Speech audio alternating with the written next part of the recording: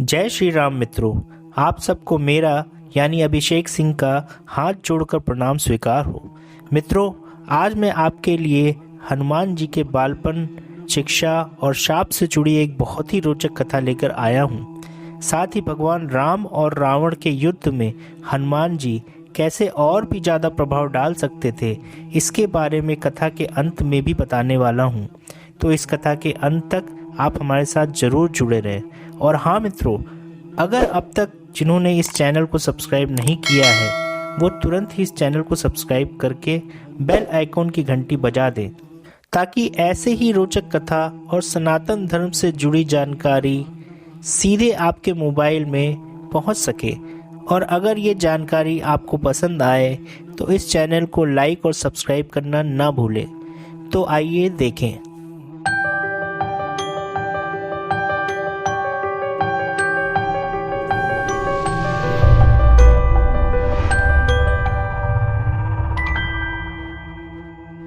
हनुमान जी के धर्मपिता वायु थे। इसी कारण उन्हें पवन पुत्र के नाम से भी जाना जाता है। बचपन से ही दिव्य होने के साथ साथ उनके अंदर असीमित शक्तियों का भंडार था। बालपन में एक बार सूर्य को पका हुआ फल समझकर उसे वो खाने के लिए उड़कर जाने लगे। उसी समय इंद्र ने उन्हें रोकने के प्रयास में वज्र से प्रहार कर दिया। वज्र के प्रहार के कारण बालक हनुमान की ठुड्डी टूट गई और वे मूर्छित होकर धरती पर गिर गए। इस घटना से कुपित होकर पवन देव ने संसार भर में वायु के प्रभाव को रोक दिया, जिसके कारण सभी प्राणियों में हाहाकार मच गया। वायु देव को शांत करने के लिए अंततः इंद्र ने अपने द्वारा किए गए वज्र के प्रभाव को वापस ले लिया। साथ ही साथ अन्य देवताओं ने बालक हनुमान को कई वरदान भी दिए।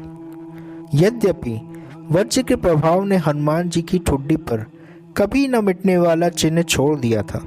तदुपरांत जब हनुमान को सूर्य के महाज्ञानी होने का पता चला तो उन्होंने अपने शरीर को बड़ा करके सूर्य की कक्षा में रख दिया और सूर्य से विनती की कि वो उन्हें अपना शिष्य स्वीकार करें। मगर सूर्य ने उनका अनुरोध यह कहकर अस्वीकार कर दिया कि चूंकि वो अपने कर्म स्वरूप सदैव अपने रथ पे भ्रमण करते रहते हैं, अतः हनुमान प्रभावपूर्ण तरीके से शिक्षा ग्रहण नहीं कर पाएंगे। सूर्यदेव की बातों से विचलित हुए बिना हनुमान ने अपने शरीर को और बड़ा करके अपने एक पैर को पूर्वी छोर पर और दूसरे पैर को पश्चिमी छोर पर रखकर पुनः सूर्यदेव से विनती की और अंततः हनुमान की दृढ़ता से प्रसन्न होकर सूर्य ने उन्हें अपना शिष्य स्वीकार कर लिया। तदुपरांत हनुमान ने सूर्यदेव के साथ निरंतर भ्रमण करके अपनी शिक्षा ग्रहण की।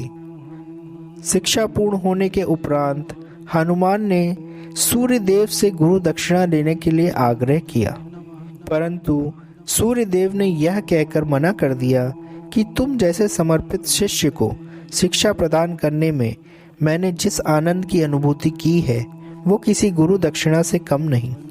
हनुमान के पुनः आग्रह करने पर सूर्यदेव ने गुरु दक्षिणा स्वरूप हनुमान को सुग्रीव, जो कि सूर्य के धर्मपुत्र थे, उनकी सहायता करने की आज्ञा दे दी।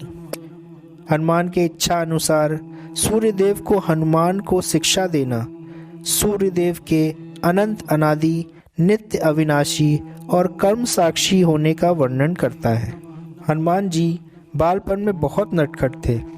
वो अपने इस स्वभाव से साधु संतों को सता देते थे। बहुधा वो उनकी पूजा सामग्री और कई वस्तुओं को छीन झपट लेते थे। उनके इस नटखट स्वभाव से रुष्ट होकर साधुओं ने उन्हें अपनी शक्तियों को भूल जाने का एक लघु शाप दे दिया। इस शाप के प्रभाव से हनुमान अपनी सब शक्तियों को अस्थायी रूप से भूल जाते थे और पुनः किसी अन्य का स्मरण कराने पर ही उन्हें अपनी असीमित शक्तियों का स्मरण होता था। ऐसा माना जाता है कि अगर हनुमान शाप रहित होते तो रामायण में राम रावण युद्ध का स्वरूप पृथक ही होता। कदाचित वो स्वयं ही रावण सहित संपूर्ण लंका को समाप्त कर देते। तो देखा मित्रों, अगर हनुमान जी को सिर्फ अपनी शक्तियों का स्मरण मात्र होता तो हनुमान जी अकेले ही रावण को और उसकी सारी लंका को समाप्त करने की शक्ति रखते थे। तो सोचिए, राम जी और रावण का कभी युद्ध ही ना होता, वो स्वयं ही सबका विनाश कर देते। तो मित्रों, आज की ये कथा आपको कैसी लगी? अगर ये कथा अच्छी लगी हो तो इसे और लोगों तक भी पहुंचाएं, इसे शेयर करें।